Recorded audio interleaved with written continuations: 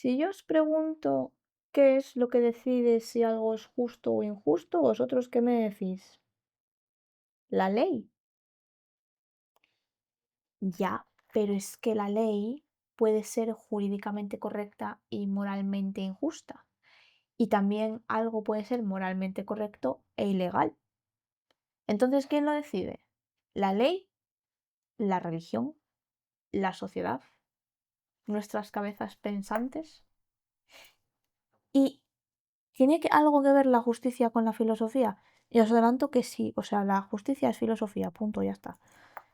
Y otra cosa más, ¿y la literatura qué pinta aquí en todo esto? Pues la literatura nos ayuda a entender la justicia de una manera mucho más interesante y amena que cualquier clase de teoría jurídica. Por cierto, esto es el Código Penal español. Así que, si te interesa este tema, quédate en el vídeo, porque ya te digo yo que es muy interesante. Tendemos a pensar que la justicia empieza cuando aparece una ley. Pues yo creo que es al revés, que ocurre al revés, porque es que yo creo que primero hay como una intuición, me explico, hay como una sensación de que algo está mal, de que algo no funciona como debería, y esa sensación luego la ponemos en palabras. De esas palabras nacen las reglas y de las reglas nacen las instituciones y luego ya de las instituciones nace la legislación, es decir, las leyes. Pero la pregunta durante todo el proceso sigue siendo la misma y es ¿qué le debemos a los demás?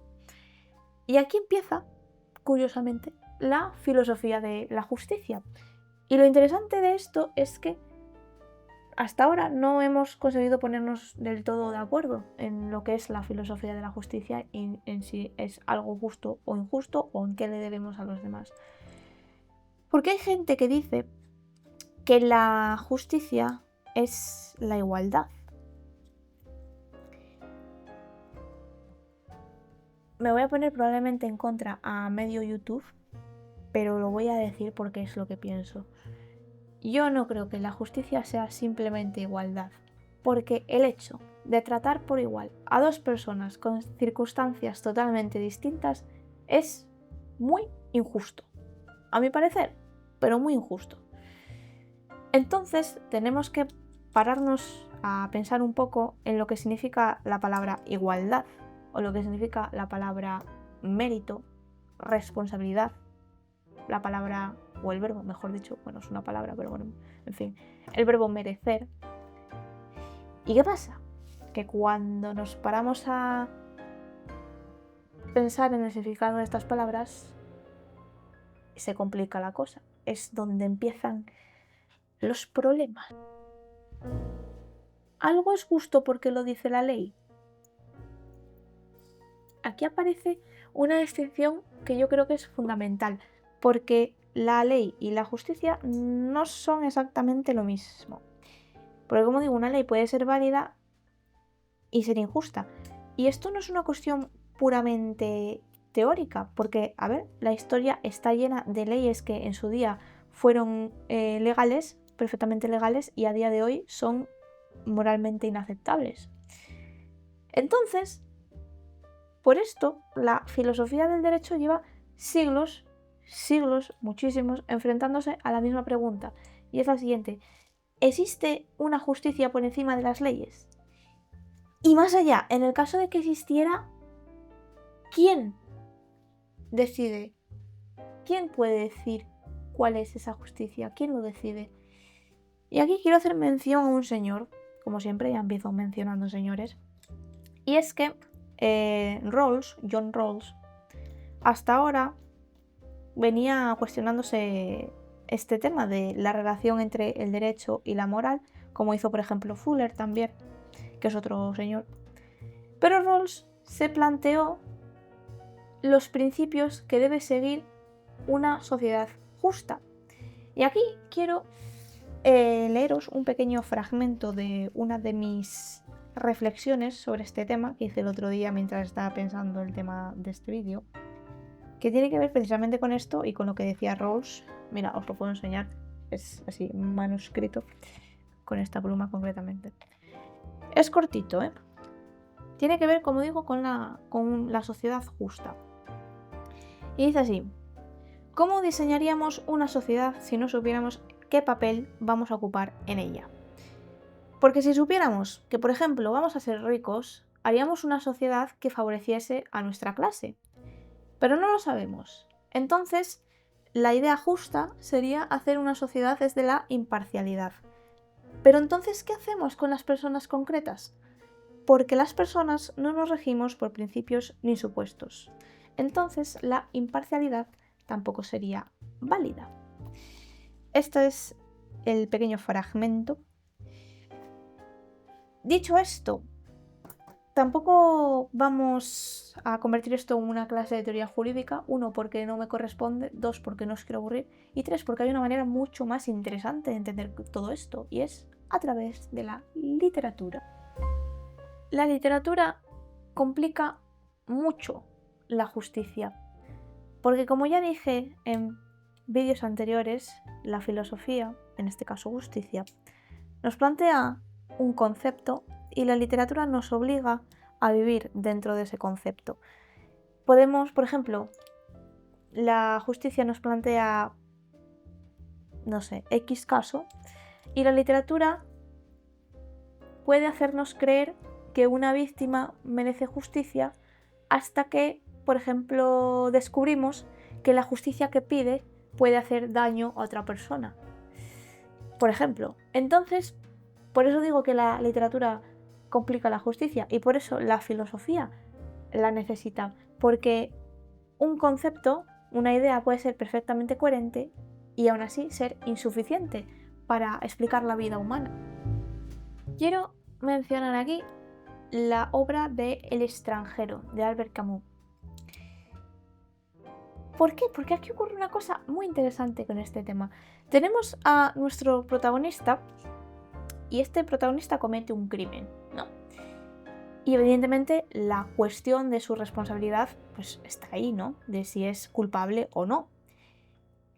Pero la novela introduce algo mucho más raro y mucho más curioso, y es que la sociedad pasa a juzgarle no solo por lo que hizo, sino también por cómo se comporta, por cómo reacciona, por cómo siente, por no expresar el duelo, por ejemplo, de la manera en la que los demás consideran la manera adecuada, la manera correcta. Y entonces aquí aparece una pregunta muy interesante también, y es que ¿juzgamos solamente los actos de las personas o también juzgamos las emociones que nosotros creemos que deberían tener? Porque es que igual esperamos que la justicia sea objetiva, pero nosotros no lo somos.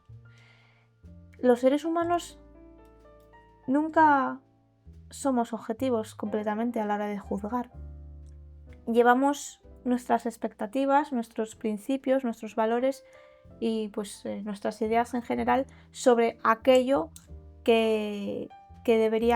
sobre aquello de cómo debería comportarse una persona normal, ¿no? O sea, la normalidad para ti no es lo mismo que la normalidad para mí, no porque ninguno de los dos esté equivocado, sino porque tú tienes tus valores, tienes tus principios y yo tengo los míos. Es una cuestión de subjetividad. Otra cosa que tienen en común la justicia y la literatura es que la justicia necesita de historias. Porque nosotros cuando juzgamos a alguien necesitamos hechos, pero es que esos hechos nunca vienen solos. Necesitamos un contexto, necesitamos saber qué sabía esa persona en cuestión, qué alternativas tenía, qué intención tenía, qué pasó, qué consecuencias podía prever. Es decir, necesitamos una narrativa, necesitamos una historia. Esto es exactamente lo que hace la literatura, porque nos da precisamente ese contexto, nos permite entrar en la perspectiva de alguien, nos obliga, como siempre, a permanecer dentro de una situación en el tiempo necesario como para dejar de verlo de una manera ambigua, ¿no? Y por eso, igual, una historia puede hacer que algo que una sentencia no puede hacer del todo. y es que puede hacernos comprender a alguien sin necesidad de justificarlo. Ojo, cuidado con esto, porque la diferencia es fundamental. O sea, comprender no significa absolver. Explicar no significa perdonar. E igual, la tarea de la justicia es intentar comprender primero. Y aquí es donde entra uno de los temas más, yo creo que explotados en la filosofía y en la literatura, y es el tiempo. El tiempo entra en escena, porque ninguna decisión humana existe completamente aislada. Todas las decisiones, todas las cosas que hacemos, las hacemos desde un momento concreto de nuestra vida, con determinada información, con determinadas herramientas, con determinados conocimientos, determinadas circunstancias. Y eso importa cuando juzgamos, obviamente, porque nosotros tenemos una ventaja injusta, y es que conocemos el final. Me explico. ¿Cómo que conocemos el final? ¿Qué estás diciendo? ¿Ya te volviste loca ya? Pues no. Bueno, sí, pero no. A ver. Es muy fácil de entender. Cuando nosotros, desde la posición en la que estamos ahora, miramos al pasado y juzgamos una decisión que se tomó en el pasado, solemos decir de, ay, pero ¿cómo hizo esto? ¿Cómo no lo vio venir? ¿Cómo no lo... no sé, cómo no lo vio? Si era evidente, ¿no? Ya, era evidente para ti, que conoces el final, que conoces lo que pasó después de esa decisión. Pero esa persona que tomó esa decisión en aquel entonces no sabía lo que iba a pasar. Tú tienes esa ventaja injusta, como digo, sobre el pasado, que estás mirando las cosas desde el futuro. Y el futuro siempre hace que el pasado parezca más evidente de lo que realmente era entonces. Y aquí quiero hacer mención a otro señor, a Ricoeur, filósofo francés. Paul Ricoeur decía una cosa que me parece especialmente interesante, y es la siguiente. Cuando pensamos en nuestra vida, no pensamos en la vida como una simple sucesión de acontecimientos, no. Nos contamos una historia, porque relacionamos unas cosas con otras. Es decir, recordamos causas, recordamos consecuencias, recordamos significados, y lo unimos todo. Tenemos que unir todas las cosas, todos esos trocitos de nuestra vida para hacer una historia, para que tenga sentido, básicamente, para dar significado, que es lo que decía Ricoeur.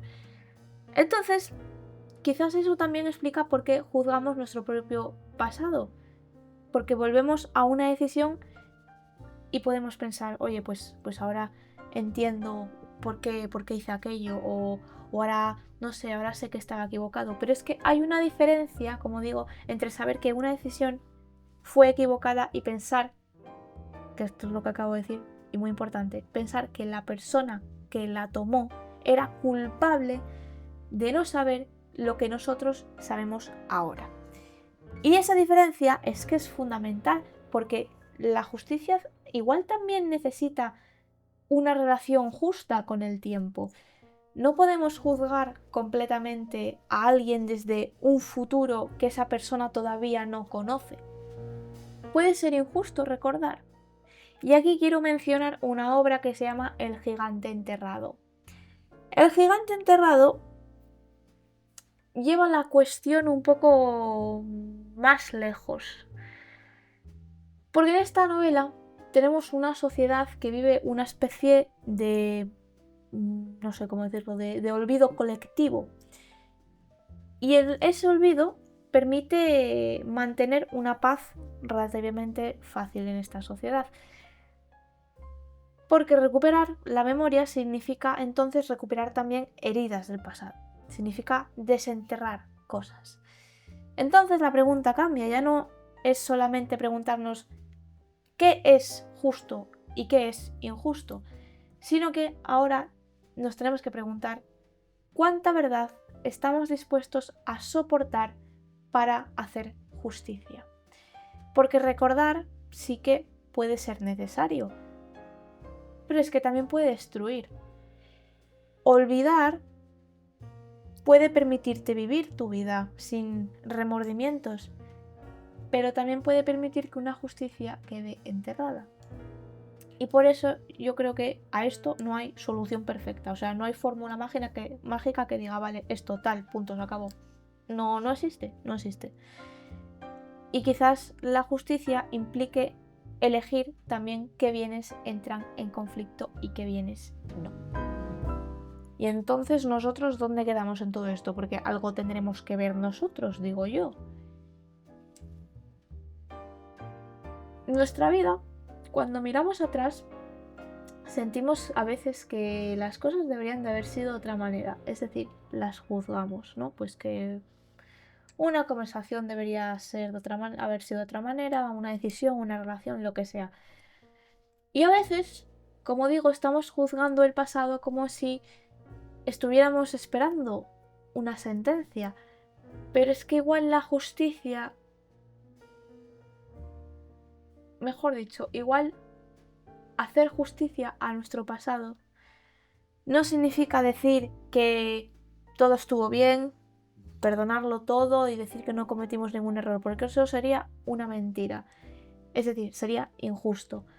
Igual es algo mucho más humilde y mucho más sencillo, y es juzgar a quien fuimos teniendo en cuenta el mundo que esa persona conocía por aquel entonces. No podemos, como digo, como vengo diciendo, porque esta idea me parece muy importante, sobre todo para nuestra salud mental, no podemos exigirle a nuestro yo de hace 10 años que hubiera sabido lo que nosotros aprendimos hace 2. Eso sería utilizar el conocimiento del futuro como prueba contra alguien que no tenía acceso a ese conocimiento. No sé si me explico. Y eso es que es profundamente injusto con nosotros mismos. Entonces, ¿por qué vamos a ser injustos con nosotros mismos? Bastante sufrimos ya en esta vida, ¿no? Digo yo, no sé. Entonces, a ver, vamos a ver, después de todo este rollo que me acabas de soltar de la justicia, filosofía, literatura y no sé qué más, ¿qué es la justicia? ¿Qué es? ¿Qué es? Pues la justicia, amigo mío, no tiene una definición perfecta. Siempre está en medio de dos cosas, siempre está a caballo de varias opciones. En el medio está la virtud. Siempre está entre la igualdad y la diferencia, entre el castigo y la recompensa, entre el olvidar y el recordar. Diría más, siempre está entre el pasado que ya no se puede cambiar y el presente desde el cual juzgamos ese pasado. Y la filosofía lleva siglos intentando responder, pues eso, ¿qué le debemos a los demás? ¿Qué merecen los demás? La ley intenta poner alguna de esas respuestas a esa pregunta en forma de norma, en forma de legislación. La literatura, como digo, pues lo complica todo. La literatura, por ejemplo, nos pone delante a alguien que quizás merece un castigo, pero que también tiene una historia detrás. Entonces, quizá por eso la justicia, la filosofía y la literatura están profundamente conectadas, no porque las tres parten de la misma incomodidad, ¿no? Que es la sensación de que todo lo que ocurre debería ocurrir como ocurre. No sé si me explico, que esa sensación de que sea... No sé cómo explicarlo, sinceramente. Es una sensación que nos hace ser profundamente humanos. No sé, es que no sé cómo explicarlo. No lo sé.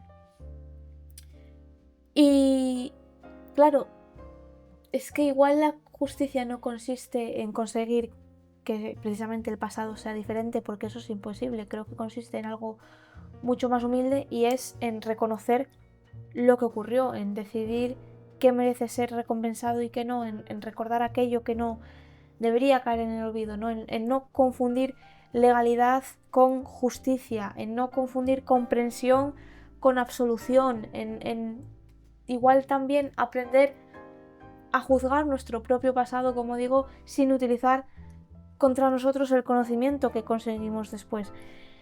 No sé, porque el tiempo cambia las cosas, pero es que también cambia el juez que juzga esas cosas.